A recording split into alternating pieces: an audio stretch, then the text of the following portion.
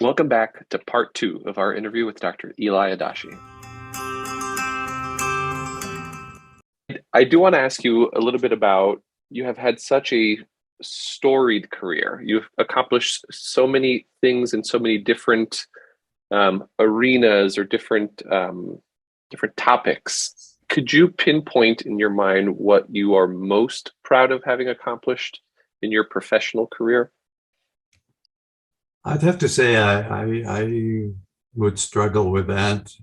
I'm not really sure. I also would like to hope that it ain't over until it's over. We're in the midst of a phase which is not exactly REI, is more health policy and public health, but something I was always interested in. And what we didn't mention in the conversation so far is what happened after I ended my decanal tenure, which was really another altogether different fork in the road. It so happened to coincide with the election of President Obama. And since I worked for the campaign, even while I was still on the dean's job, and did some fundraising, there was nothing I wanted more than to work in his administration. And so the next phase after my decanal tenure was over was to see if I could get a job in the administration. And I ended up working in the State Department with Hillary Clinton for 2 years on global health, which was sort of a natural transition again for me, because this is something I was always interested in, but not really active in.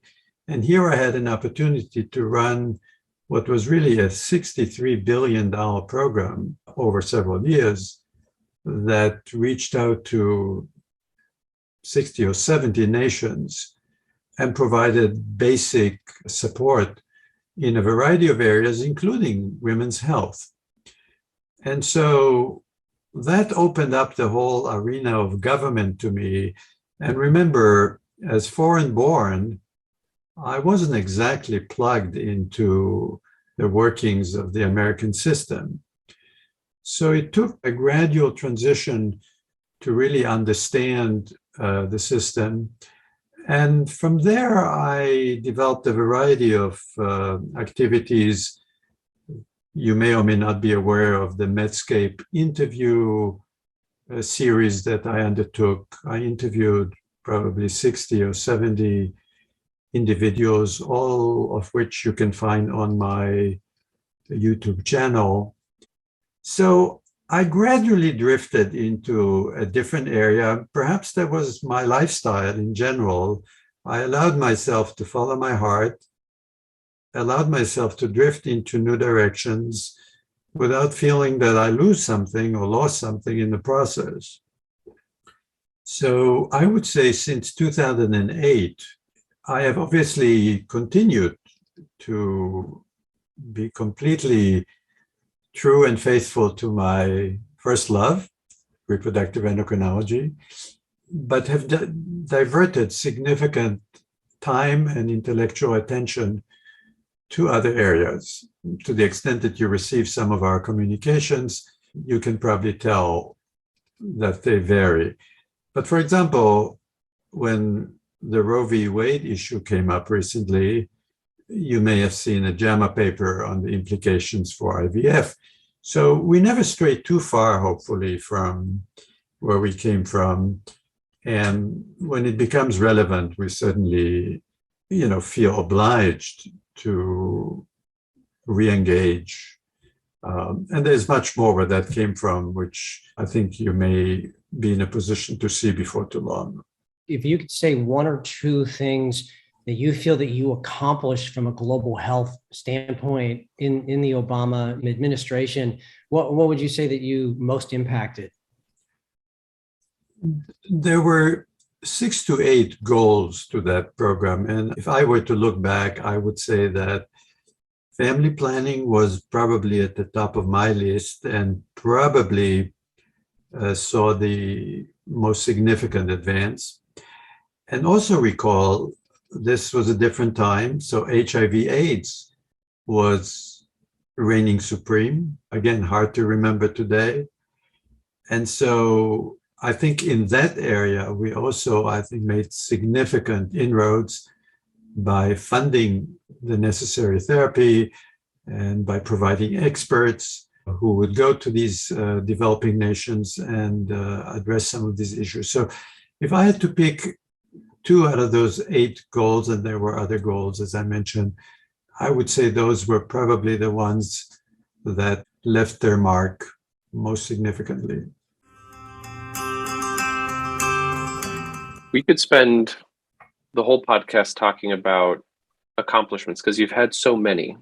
But for our listeners who are listening and are earlier in their career, in the thick of building their academic accomplishments, it would be wonderful if you could reflect on failures, things that didn't turn out how you planned, how you envisioned, or how you hoped.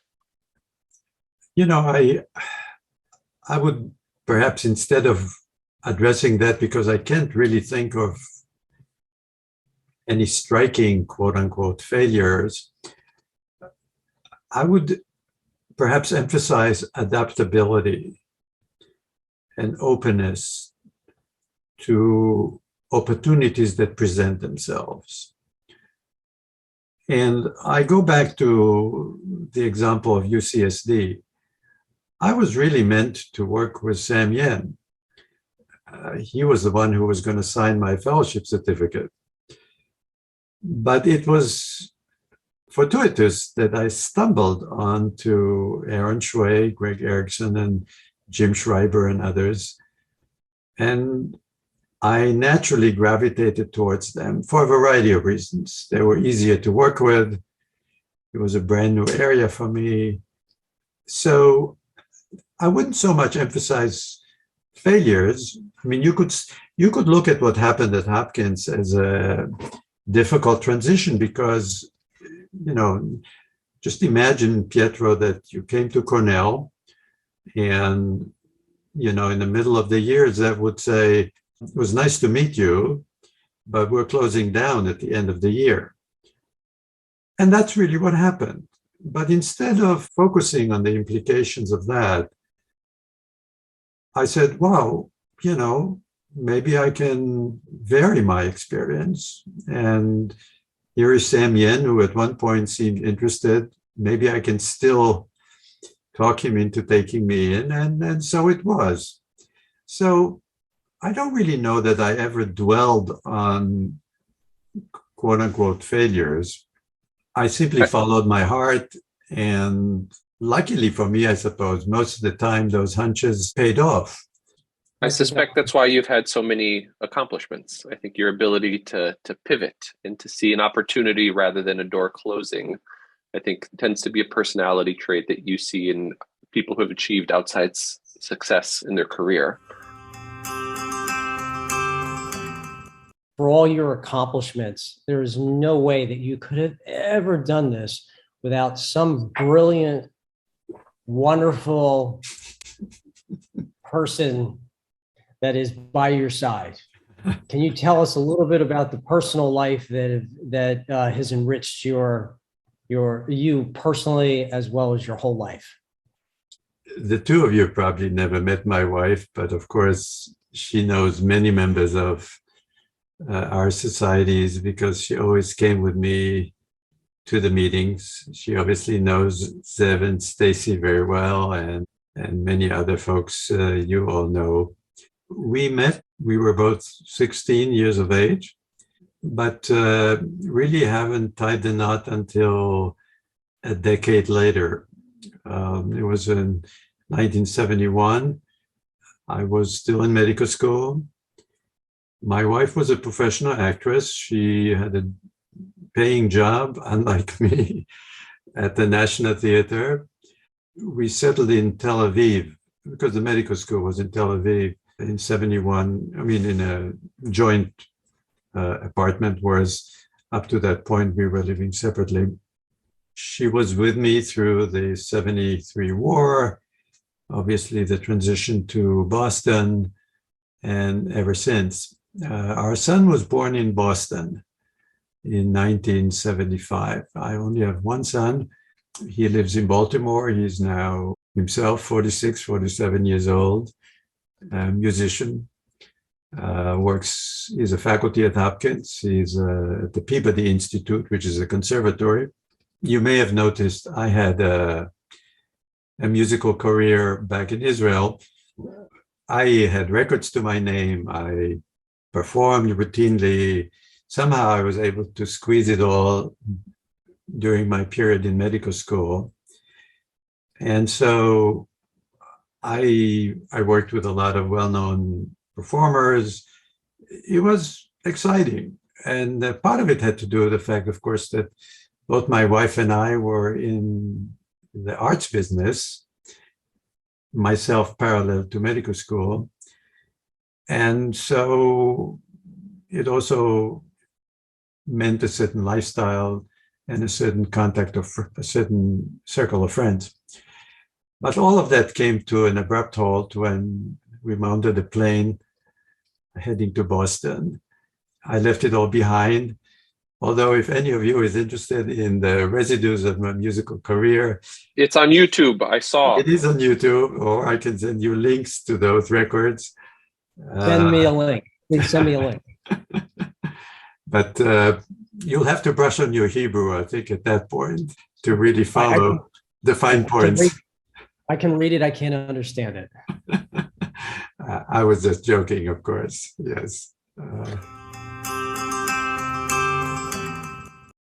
Dr. Adashi, I want to ask you a little bit about we've dwelled a little bit on your start in the field, your career in the field. I want to ask you now to take us forward, thinking a little bit about what the next 40 years of reproductive medicine looks like. And specifically, I want to know what you are most excited about and what you're most worried about. I can't say I'm too worried per se, but I think the promise is just unlimited. I think IVF, which was and remains a Nobel Prize winning enterprise, is here to stay for all the right reasons, but it will change. And as I said, I think at the ASRM, it will probably become a laboratory procedure. Mostly, but not exclusively, because of the breakthroughs with in vitro gametogenesis, which would do away with the need in oocyte retrieval in all likelihood, and will change probably much of what we do and who we are, perhaps even in the process. And so I often mention to leaders of the discipline that it's not too early to start thinking ahead and reflecting on what the future might hold. Individuals like yourself, Pietro, who are looking at 40, 50 years in the business, I think ought to be thinking about what it might be like a decade or more from now. And that's just a projection. But beyond the practical aspects of the discipline and how it might change, the scientific opportunities, and I would like to write about it, and I'm planning on it, it's just a question of time always, are just mind-boggling. All the challenges of life and science, of life, I would say, are now being solved by science and are solvable by science. It's just a question of time. For example, we talk about reproductive aging. Well, that's just a scientific problem. And once we figure it out, we'll take care of it. We talk about longevity. Well, longevity is, again, just a scientific issue. Pietro could live to be 120, 150, which is too bad for us because we'll probably miss that breakthrough. I would think that diseases like cancer are going to be history because cancer is just biology. Something goes awry. We need to figure out what that is and take care of it. And when we do, as you know, in melanomas, in some other conditions, today, diseases that were guaranteed killers are no more. And that's just going to continue to accelerate. I look at what we will be able to accomplish with the gonads in terms of aging, in terms of same-sex reproduction. I mean, the permutations are endless. I've been collecting material because I can't help but be struck by some of the developments that are already transpiring, even though they may be preliminary and not applicable, perhaps, immediately. And in other words, we don't quite see the final results today or tomorrow, but you can see the writing on the wall, and you can tell where it's going to lead. And so I feel that the future will surrender to science, which will completely alter life as we all know it today. And in so many ways will open up possibilities that you could argue are unthinkable today, but are going to be commonplace 20, 40, 50 years from now. So as I look forward, I just see a tremendous explosion of insight and capabilities, and the reproductive field is not going to be an exception. It's going to be right out there. And if today we rightly think that IVF was a great invention and a great contribution to mankind in terms of alleviating infertility, you ain't seen nothing yet, is what I'm trying to say.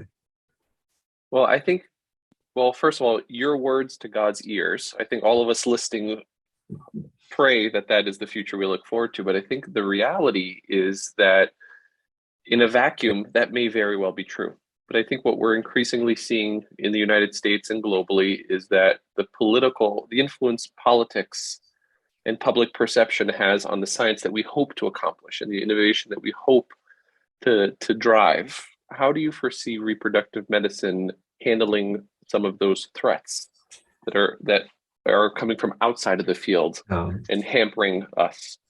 No, point well taken. I don't wish to be Pollyannish about it. We are living through challenging times, and yes, this could get in the way. But I would say the following about reproduction. The urge to create a family is one of those vestigial, fundamental, I would say biblical drives that's not going to go away whether we live in a democracy or an autocracy. And at least with respect to IVF, I will say the following. It's now been around in the United States for 40 years. And in reality, there have been very few, if any, constraints placed on it. The abortion debate notwithstanding, the recent development remain to be seen. But the reality is that by and large, IVF was hands-off. Congressional members, senators, people who make the rules have not chosen to interfere with IVF, even though if you talk to people like Richard Marsh, who was party to hearings before the Senate or the House, before IVF became a reality in the United States, great deal of worries existed at the time. But in the 40 years since then, nothing really of consequence has happened. And my hunch is that every member of Congress, either individually or through their children or members of their family, had seen the dream of the realization of a family come true. And that's the one thing that I think everybody can aggregate around.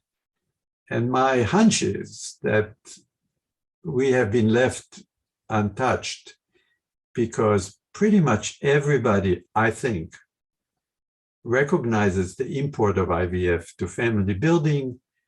And I just don't think that anybody wants to constrain that activity, given that many of these individuals personally gained children, grandchildren, whatever that may be.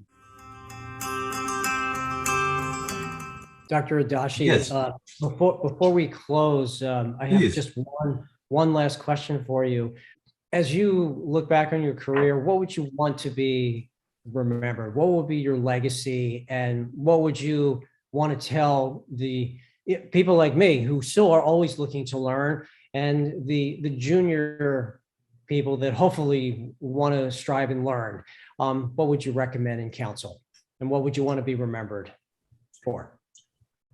Well, thank you. I always felt that a meaningful life is a life of contribution. And contribution means a lot of things. Contribution means, stellar clinical practice that delivers IVF babies. And, I did IVF at the University of Maryland, for example, and always pleased that I've had that opportunity. But I tended to emphasize more the theoretical facets of our discipline and sometimes the scientific facets of our discipline. But we all choose different routes, and they're all credible, and they're all important, and they all leave their mark. So a life of meaning, I suppose, is perhaps the best way to put it. I don't really feel that one has to embrace this or that type of activity to look back when you retire and say, I've done good. I think you just do the best you can, and I'm sure everybody is. Then when you look back, you have a body of accomplishments you can point to, and that's all that matters. Well, Dr. Adashi, it's been a pleasure to speak with you. Thank you. And have you on the podcast. I've learned so much, and it's been a wonderful opportunity to reflect on both the past of the field and what we hope will be our future. Like I said, your words to God's ears. If half of that comes true, we'd be so lucky as a field. Thank you for your time. And Steve, it's always been good to be back with you. Thank you both. Thank you.